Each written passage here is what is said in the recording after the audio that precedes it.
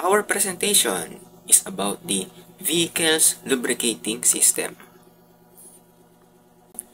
The automotive lubricating system is a setup in a vehicle's engine that delivers oil to various moving parts to reduce friction and wear. As it said, lubrication between moving parts is important to reduce friction and prevent wearing off of moving parts. Here we are now on its functions. First, it reduces friction, where it keeps metal parts from grinding against each other. Next is, it cools the engine by carrying away the heat from the moving parts. Third, it cleans the engine, where it removes dirt and debris from surfaces. And lastly, seals gaps, where it helps to create a tight seal between engine components like piston rings and cylinder walls. Now, the purpose of lubricating system is to ensure that the engine runs smoothly, efficiently, and lasts longer by protecting its components from damage caused by heat and friction.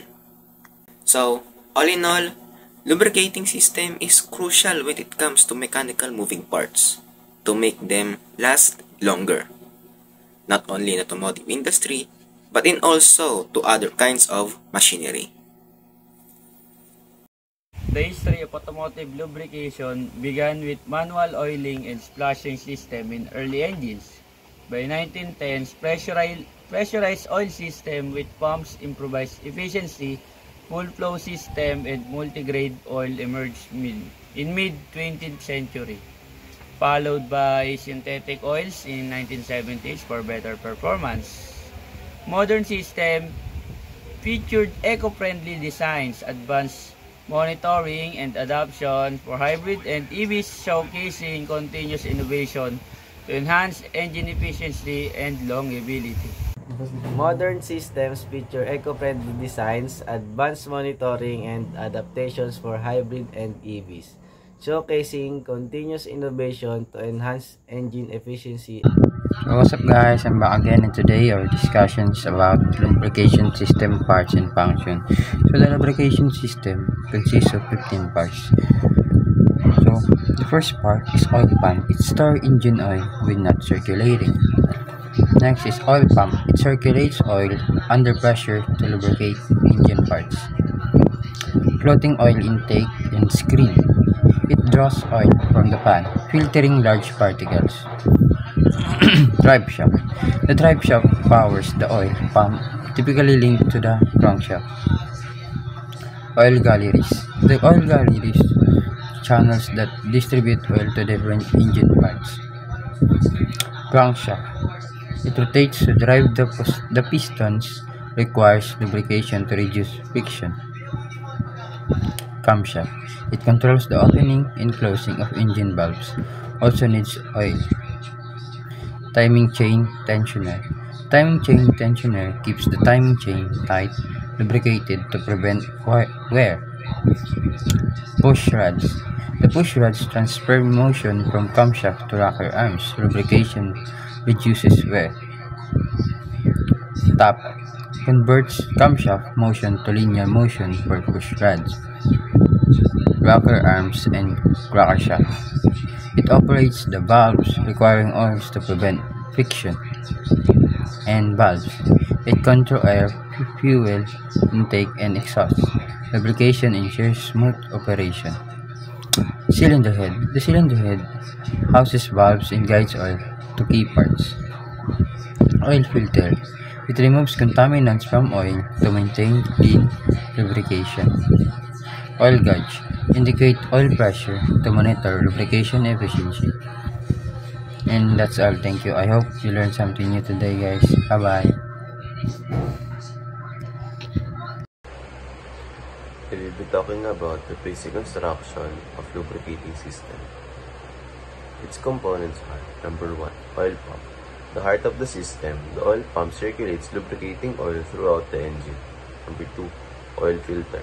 The oil filter removes contaminants, dirt, metal shavings, carbon particles from oil, preventing damage to engine components and ensuring the oil remains effective for longer periods.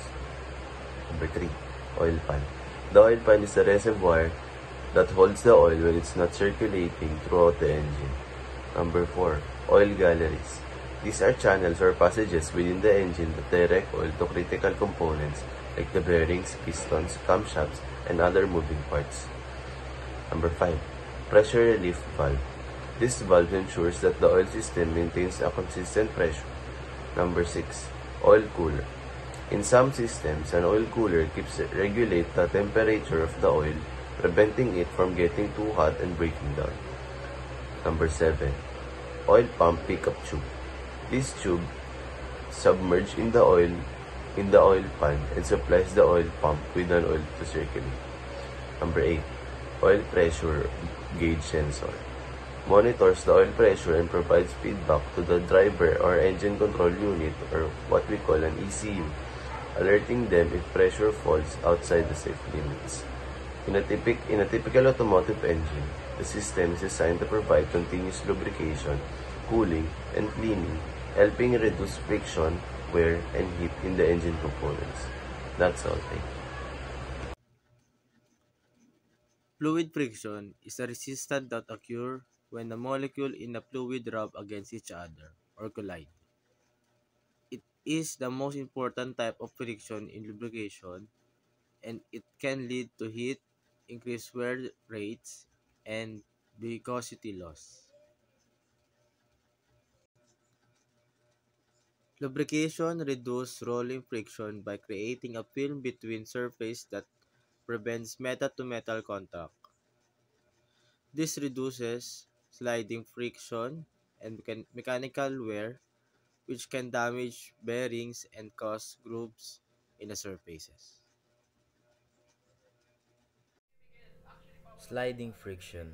Sliding friction occurs when two surfaces in contact slide past each other. This type of friction offers the most resistance to motion. So machinery is usually built to minimize or eliminate it. Building a machine to minimize sliding friction is to place rolling elements between the two moving surfaces. The lubricating system is the lifeblood of your car, ensuring smooth operation and preventing wear and tear.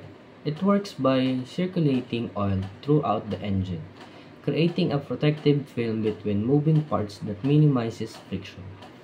The oil pump, the heart of the system, draws oil from the sump and pushes it through the passes coating all the engine components. This oil film is not only reduces friction, but also absorbs heat generated by combustion, preventing the engine from overheating. The oil acts as a clean agent, picking up debris and contaminants which are then trapped by the oil filter, keeping the engine clean and free from clogging. There are two main types of lubricating system. Wet sump, their oil is stored in a sump at the bottom of the engine, and dry sump, used in a high-performance engine where oil is stored in a separate tank. Regular oil changes and filter replacements are crucial for maintaining the health of the lubricating system and ensuring the longevity of your engine.